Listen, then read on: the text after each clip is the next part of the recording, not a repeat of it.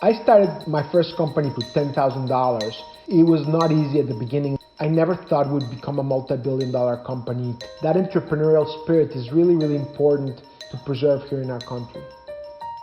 I'm Daniel Lubetzky. I'm the founder and executive chairman of Kind.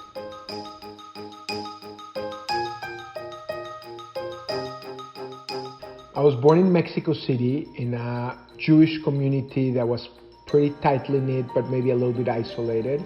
I did always have very unusual choices in my food. My mom and dad used to tease me that I, as a 3 or 4-year-old, would make tacos with papaya, ketchup, and ice. Fortunately, Kind bars are choosing very different types of ingredients. So I've always loved food, but if you had asked me if I was going to end up in the food or snacking business at any point prior to ending up there, I would have told you you're crazy. I wanted to solve the Arab-Israeli conflict. I wanted to become an attorney. I tried so many other thoughts about what I would have done. It would have never crossed my mind. When I came to America, I saw my role was trying to export those values that make us such an extraordinary country. The ability to build bridges in spite of our differences.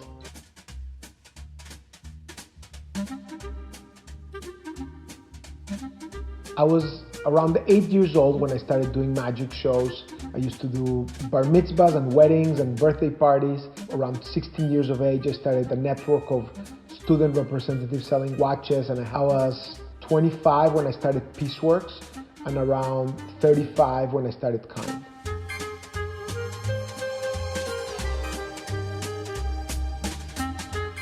I wanted to use business as a force for bringing people together, and food became the ecosystem through which we fostered joint ventures among Israelis and their Arab neighbors. So 10 years into running Peaceworks, I had kind of finally figured out the natural food space, but I felt very frustrated with my own snacking options. I was on the go all the time, selling products all over the country, and every time I needed a snack for myself, I felt very frustrated that everything was very indulgent or looked like cardboard or tasted very off and wasn't wholesome. And that's how I had the idea for creating Kind. 100% of every single thing we make leads with nutrient-dense ingredients, as opposed to like refined carbohydrates or sugar or some sort of artificial ingredient. The name Kind is significantly due to honor the memory of my father, who was a Holocaust survivor and who didn't forget the horrors that he went through, but also made sure to remember and remind us of all the kindness that he experienced along the way that enabled him to survive, and how in those darkest of times he was able to survive because people took risks with their lives to help him keep going. And then throughout his life, he treated people with kindness, and he saw it like his mission to try to put smiles in people's faces. Something I'm very proud of is that I started Kind with $10,000 in savings from my prior jobs at different law firms. Kind was launched and it just grew a lot very, very fast. And I was able to do it without financing. And it was around 2008 when we had reached close to $15 million in sales that I brought my first institutional investor. And that helped propel us because we were able to sample more and promote more, and we just turbocharged the company. Total we ever raised in primary dollars coming into the company was $5.2 million. You guys want a Kind bar? Wow. Hey, have a good night. And because we were very, very diligent and learned how to value money, we got to over $1 billion in revenues without having ever had to raise more money.